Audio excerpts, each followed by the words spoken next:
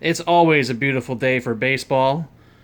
We're in the press box here at Bosse Field. That hashtag Rock the Planet is from my good friend Mike Radomski that I reference a lot.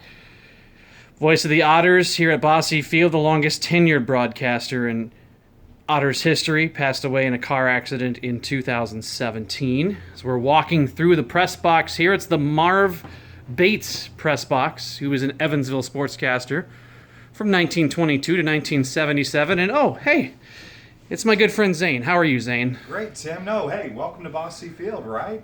Isn't it beautiful? Zane is the public address announcer. There's his microphone of the Evansville Otters. And I know that there's a lot of history in this press box here, yes? No, a lot of history, and the weird thing is this is such an old ballpark. The press box has been in multiple parts of the stadium, so this is the second reincarnation of the press box here at the ballpark. And when was this one built? This has always been here, but back in the earliest of days, it was used as office space and storage space until the Otters actually came to town in '95. Because even when the triplets were in town, the press box was up on the roof. This is the 25th anniversary season of the Evansville Otters in the Frontier League. And what would you say is your best memory in Otters history? Well, this is my ninth season, believe it or not. Best memory has to be 2016. The Evansville Otters won the Frontier League Championship. They won it here in the ballpark, Game 5, and beat River City 1-0. It was a well-pitched game, dramatic game, and I wear my ring often. It's just a great memory. But all the people that I've worked with, too, over the years hold a special place in my heart. Of course, Evansville has had a long history of baseball, and you're talking about the triplets, and now the press box used to be on the roof.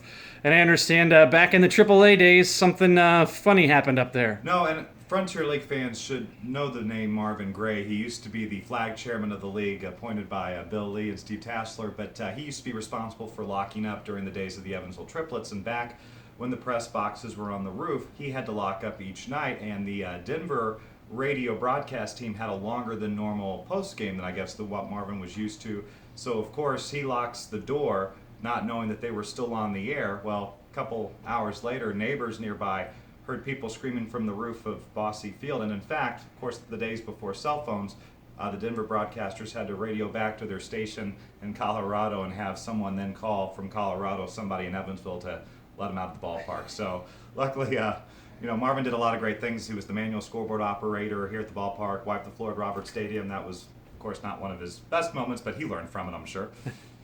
And there's a seat dedicated to his memory here at the ballpark at Bosse Field as well. Yeah, no, and it's unfortunate he died midway through the 2016 season, so he wasn't around when the Otters won that second title in franchise history, but he was around for so many more, and there's a special place in my heart for Marvin just because he was a one-of-a-kind person.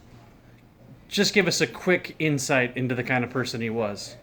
He loved Evansville first and foremost, so I don't think there was a bigger fan in the city of Evansville for any Evansville athletic endeavor than Marvin Gray, and just one of a kind, and knew his stuff. He knew all about me, even knew my license plate number, so just a really special person. All right, Zane. Well, thanks for the quick story / tour. You got right behind you here is Mr. Marv Bates. Yeah, no, and the cool thing about this is this sign actually used to be hanging up at the old Roberts Stadium, which was the home of the University of Evansville men's basketball program for over 50 years, was the site of the College Division National Championship for 20 years. So when they demolished that beautiful building, they brought it over here. So thank goodness they did.